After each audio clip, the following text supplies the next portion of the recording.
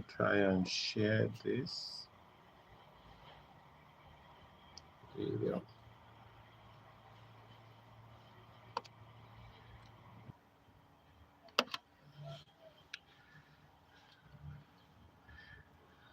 Okay, so we are live. I hope you can hear me. I hope you can hear me. Anybody here?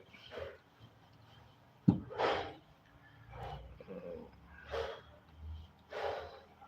try and do this.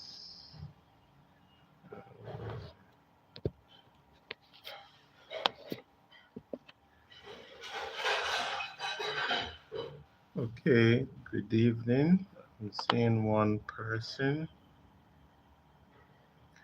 You're welcome to today's meeting.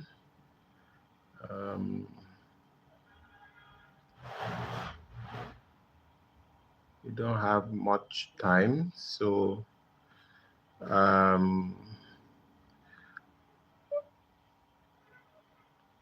think once it's in the next 1 minute, we'll just start immediately. So yeah.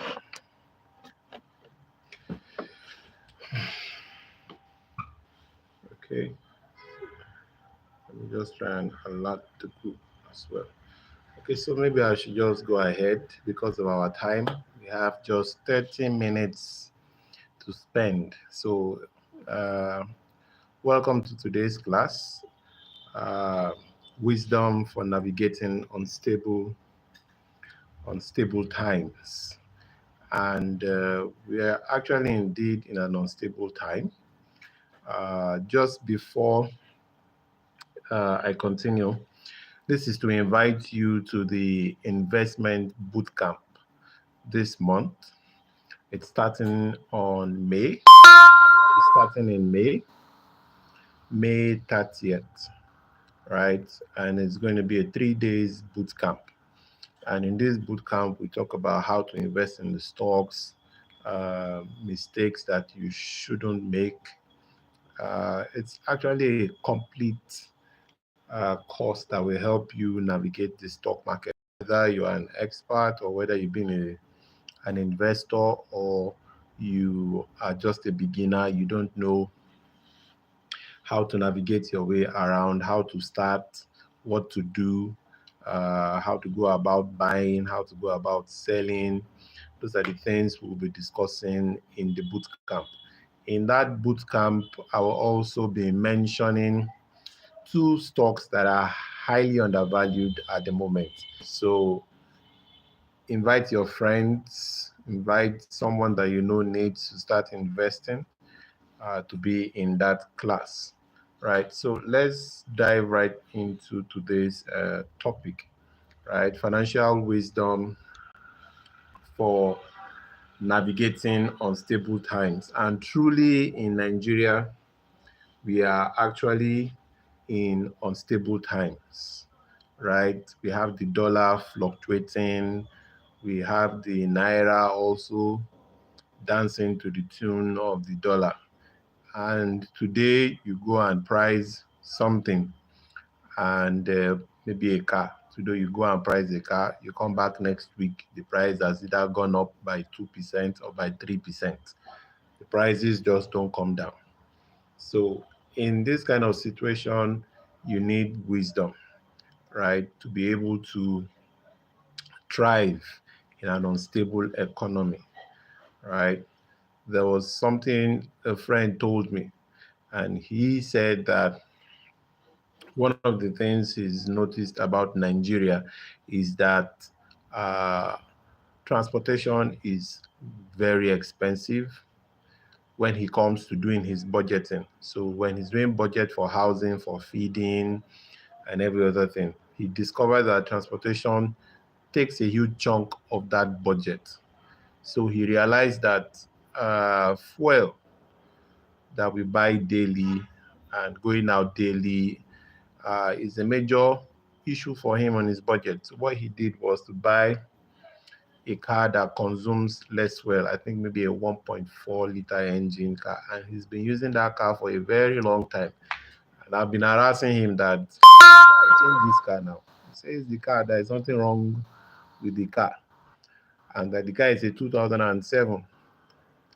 And he said when he first bought that car, he used to fill his tank with 2,800 naira.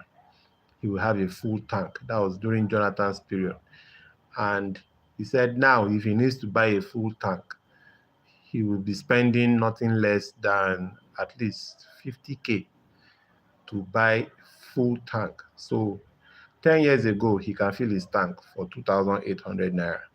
And then 10 years later, he needs 50,000 to fill up his tank of the same car, right? So he says for him, he rather keep his costs, his expenses low. And that car does that for him for transportation. He says if he calculates how much he used to buy um, brand new tires, then he said maybe about 8,000 or so. Now he needs about 40,000 to buy brand new tires.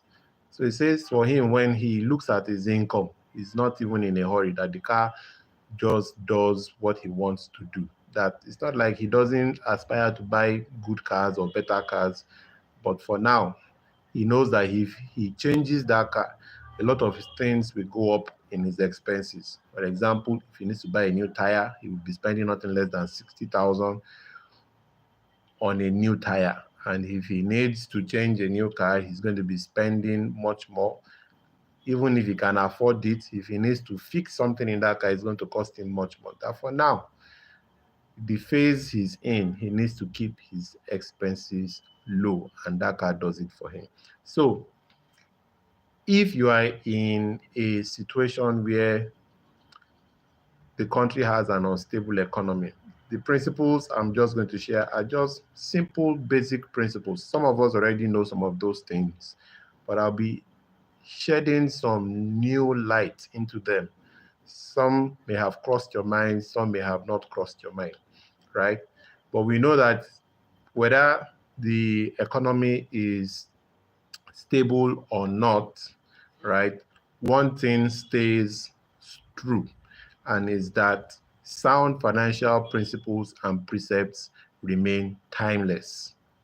No matter the condition, no matter the economy, principles and precepts remain timeless. They do not change, right? They do not change. They are always in all season. And if you apply them, no matter the season you are or you are in, you will come out on top.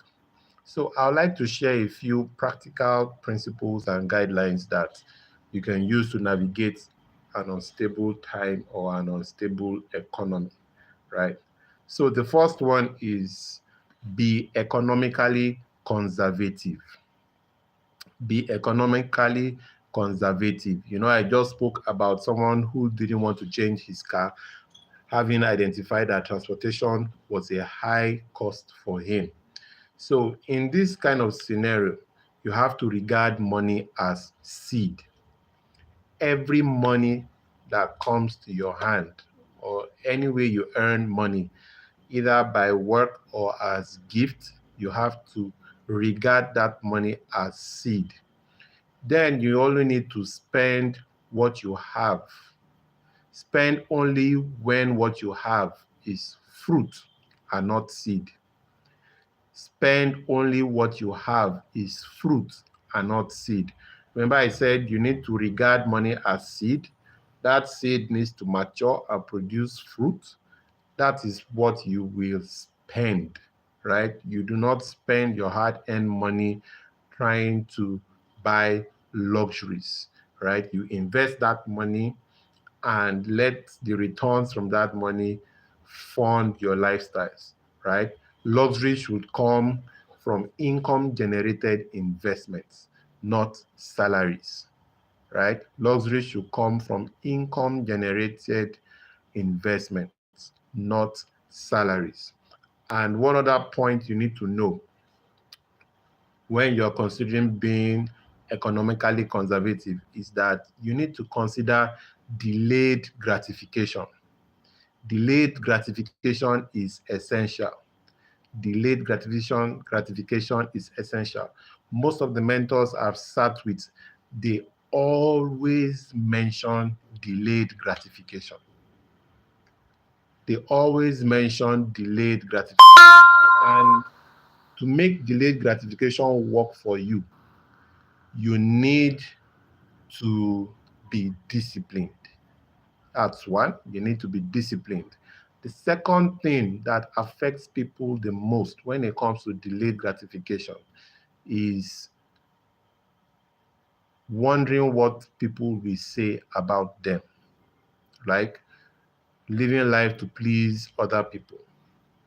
So they want to live a lifestyle that people can say, yes, this guy has arrived, this guy is doing well, this family, they are doing okay. But at the back end, there is suffering. Things are not balancing. Accounting is not accounting. Balancing is not balancing. Salary is not salarying, right? Business is not businessing. And you find that you cannot maintain delayed gratification because you want to please people, right? Save that Samsung or iPhone for later, right? Save that Samsung or iPhone for later. You don't have to do it now. Even if you need to change your car, save it for later, right? You need to delay gratification. What you do when you are delaying gratification, you put your money to work, right? You put your money to work. If you're not putting your money to work, then you are investing in yourself, right? You are investing in yourself. You are growing your skill. You are growing your knowledge. So the money that you would have used to go and enjoy life, hang out with friends, buy good things, you invest that money in yourself because you are an asset. The second point that I want you to note is that you need to save before you spend. I hope this is making sense. You need to save before you spend. A lot of us know this rule, but funny enough, not many people apply this principle. Not many people apply this principle.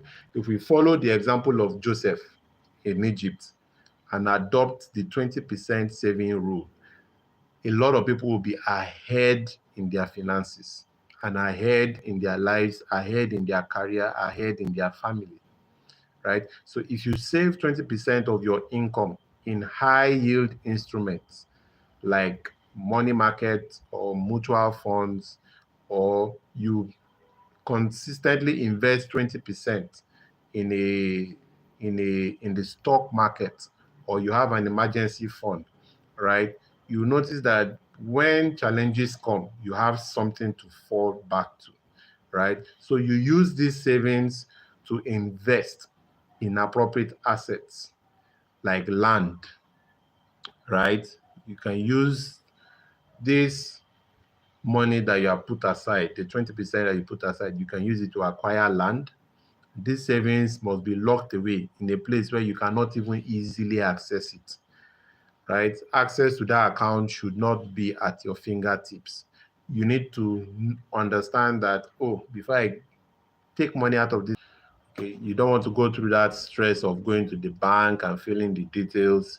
Make withdrawing money from that account a bit stressful so that you are easily discouraged and you can stay disciplined, right? So the third point I want to mention when it comes to wisdom for navigating uh, unstable times, right? The first thing you need to do is to budget your allocation.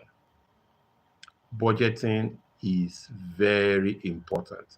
And a lot of people struggle with budgeting because it has not become a habit for them. It has not become a lifestyle for them. They have not recognized and accepted that they need to do budgeting, right? Budgeting is very important and very key. If you are in a family, if you are married, right, and you have a spouse, every month, once salary comes in, you guys go lock yourself up in the room and draw a budget for that month. It is very important that you sit with your spouse and draw a budget for that month. It doesn't matter how the children are banging the door, they want to come in. No, this is not bonding time. This is time to plan for the future.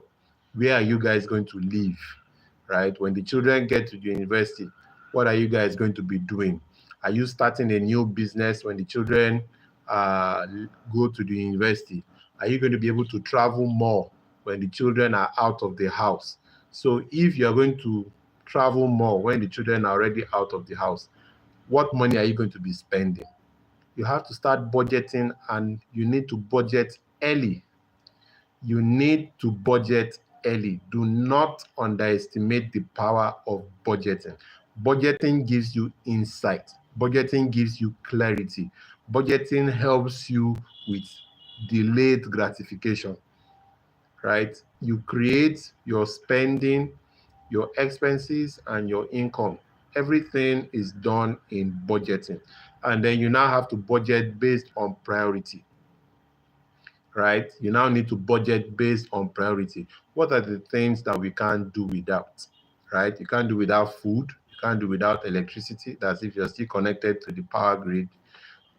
But if you're running on a solar energy system, you know that you still also need to budget, because there will come a time where your gadgets need to be recycled. You need to change, you need to buy something. So have these things in your budget. Don't just say, oh, I have my inverter is running 247, and then one day there's a challenge, there's no money to buy batteries, right? Or you can't buy enough batteries that you need, or you need to change the panel or do something.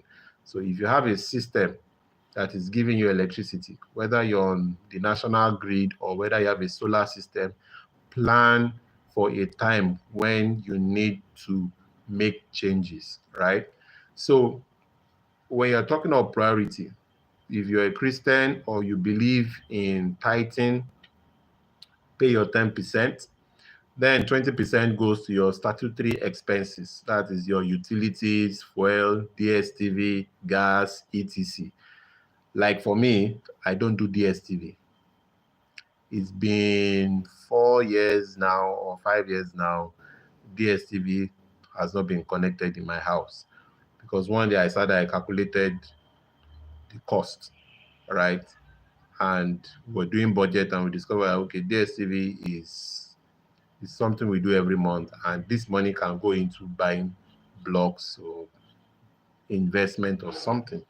So we canceled DSTV out of our budget totally. So 50% of that money should go to food, school fees, essentials that you need, right? 50% goes to school fees and essentials that you need. And then 10% goes to cash that you have at hand, right? So I said the way you budget your allocation, the way you allocate your budget, you have 10% going to your tithe, you have 20% going to expenses, that is important expenses that you need, like fueling, electricity, gas, things that you can't do without. Their priority. Then 50% goes to food, school fees, and essentials, and so on and so forth. I was watching this comedy show by Bill Cosby, where they were doing budgeting with his son in that show, and they were working out the budget if he was going to live in the city. At the end of the day, right, the guy had picked good shoes where he's going to live and so on and so forth. And the last bill in his hand, he said he was going to, I think he said he was going to maybe buy a bicycle or something that he was going to use, or you take the train to work. At the end of the day, we discovered that he had not even budgeted for food, but he had budgeted for clothes and everything. So how do you make budget and not budget for food, right? So food, school fees, essentials, 50% of your income goes to those necessities, right? And then you have 10% cash at hand, and you have to be disciplined in spending that 10%. Spending more than 60% of your Okay, sorry, network is back. Okay, sorry, network is back. So, spending more than 60% of your salary means you are living above your means. That will not work for you. At the end of the day, you will have nothing left. So do not spend 60% of your salary. Once you're doing that, once you're spending 60% of your income, you're already living above your means. And like Warren Buffett said, if you're not making money while you sleep, you're going to die with nothing. You're going to work till you die. If your money is not working while you sleep, you're going to work till you die. The fourth thing, or the fourth point that I want to mention here, is that you need to build with purpose. You need to build with purpose. Don't rush into building homes in remote areas that won't generate income, right? Don't rush into building homes in remote areas that won't generate income. Some people have gone to their hometown or their villages to build houses. At the end of the day, after 10 years, the value of the house has not even gone up by anything, right? You need to plan to build in developed areas, places that have high potential of um, of um, of development, right? Areas where development are coming into those places. That's where you should plan to build, right? That's where you should plan to build. Don't go to your hometown to build your house. Yes, you could be passionate about moving to your hometown and everything, right?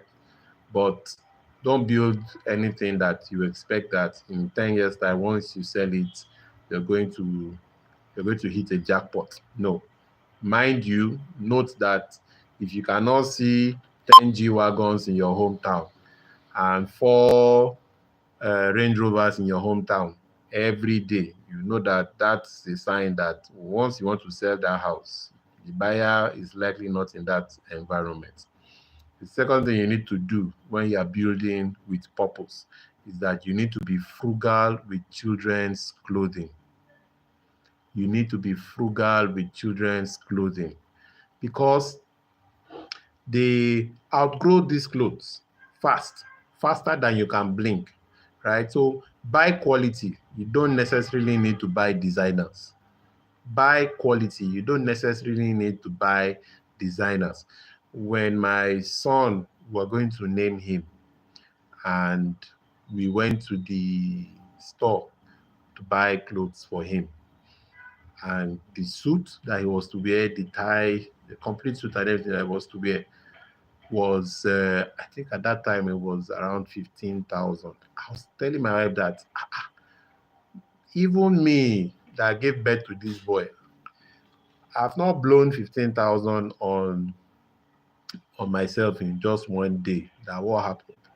And this guy is going to wear a 15,000 naira dress, and maybe by next week it is no longer his size, right? But that was an important occasion. I was just using that to tease my wife at that time. Eventually, we bought it. But I'm just saying that when you have children, buy quality, not designer brands. The children will outgrow those clothes faster than you think. So be frugal with children's clothing, right? And when it comes to schooling, choose effective schools over just expensive schools. There's a difference. It's not all expensive schools that are that effective, right? Choose effective schools where you know that when they go, they learn, where they school, they learn, where they school, they improve, there's improvement, there's proof that they can compete with other students on international and local level, right? So choose effective schools rather than expensive schools, right? In my head, the expensive schools are good. A lot of them are doing well, and you can build networking for your children in those schools. If you don't have the means to pay for such educational standard, look for an effective school and put your children in those effective schools, right? My fifth point is this: plan for the future. Plan for the future. You know, while life may feel manageable now, as your children grow, expenses rise sharply, right? Expenses rise sharply. Tertiary education comes with monthly stipends and high fees, right? So you need to plan for the future. You need to plan for your retirement. You need to plan for your children's education, right? You need to plan where you're going to spend the rest of your life. How much are you going to need, right, when you retire, right? Where are the places you are going to go? Who are in your circle at that time when you're retired, right? So you need to plan for the future. If you have one child, right, it means that you're going to be supporting that child for 23 years, right? If you have one child, you'll be supporting that child's education for 23 years. If you have two children, you'll be spending money on those children for 26 years. Yes, go and check it in case you've had children without calculating how much you're going to spend on them, right? So having children is also a financial plan. It's also a financial decision. If you have three children, you're going to be spending on them for the next 28 years. Yes. And if you have four children, for the next 30 years, you'll be paying school fees, right? So if you have one child, for the first 23 years, you'll be paying school fees for that child. If you have two children, you'll be paying school fees for 26 years. If you have three children, you'll be paying school fees for 28 years. And if you have four children, you'll be paying school fees for 30 years.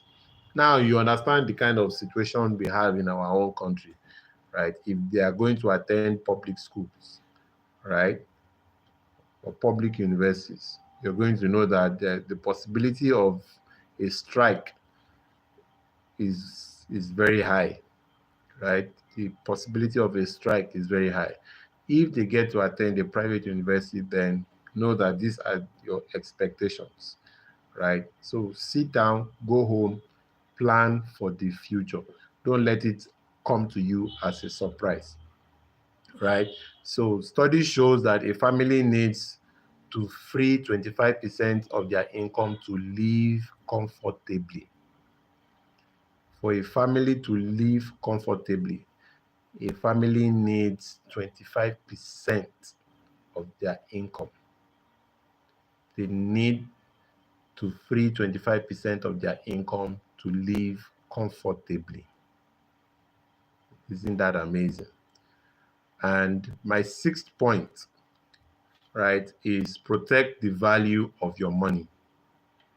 You need to protect the value of your money, right? To navigate unstable times, unstable economy, you need to protect the value of your money.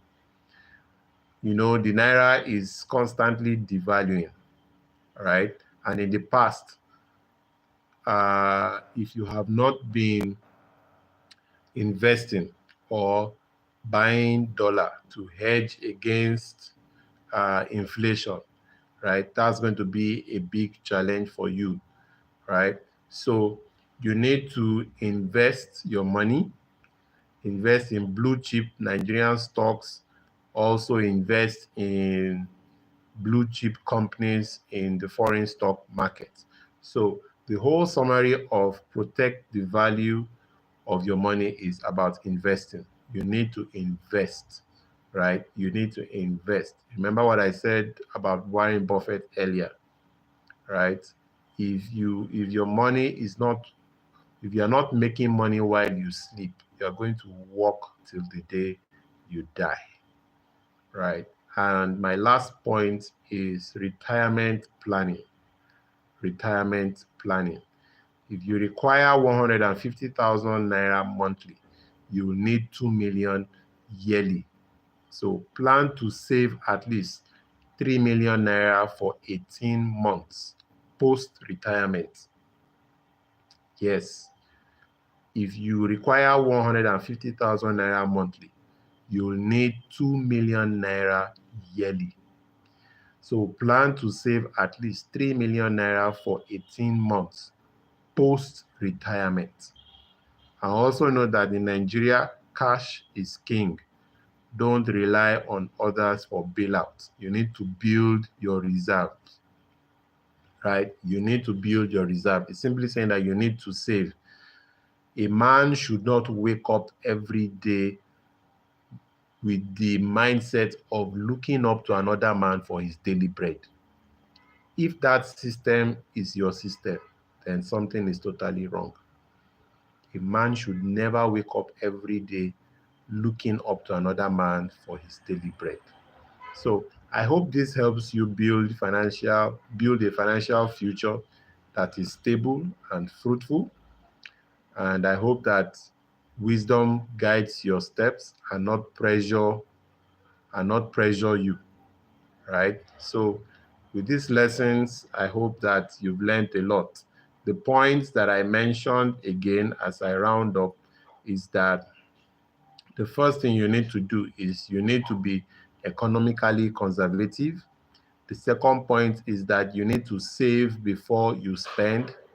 The third thing is you need to budget your allocation, right?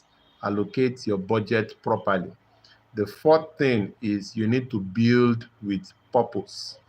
The fifth thing is you need to plan for the future. You need to plan for the future. He who does not plan fails to plan, right? He who does not plan has already failed, right? The sixth point is protect the value of your money. You need to invest, you need to hedge, right, against inflation. And the last point is retirement planning. Retirement planning. You need to build your reserves. I said something here about this point that if you need an X amount of money when you retire, you need to know how much you're going to need. You need to start saving that money ahead of retirement. So if you require 150,000 naira per month, you will need 2 million naira yearly. So if you retire and you need to spend 150,000 every month, do you have 2 million naira? And before you retire, can you save 3 million naira for 18 months before you retire? So let's call it a night. It's been a wonderful time, and I hope that these lessons guide you and give you wisdom. I hope that these lessons guide you and give you wisdom, right? So even if you're married or if you are single, your journey is even easier to start. You can start before you meet your spouse, right? And it's good to have money conversations with your spouse. Find out if you're on the same level. Does your spouse or does your intended spouse need to be financially literate, right, before you get married, so that you don't get married and then you now start having money issues, right? So remember that we are hosting the boot camp May 30th to 1st of June, and we'll be teaching you how to start investing in stocks. When you take that program, you have access to our private community. In our private community, we have a list of stocks that we are buying and some we are selling. That list has been making people money. So if you want to join us, attend the bootcamp and you get straight access to the community. Cheers and God bless. Have a wonderful evening. Thank you.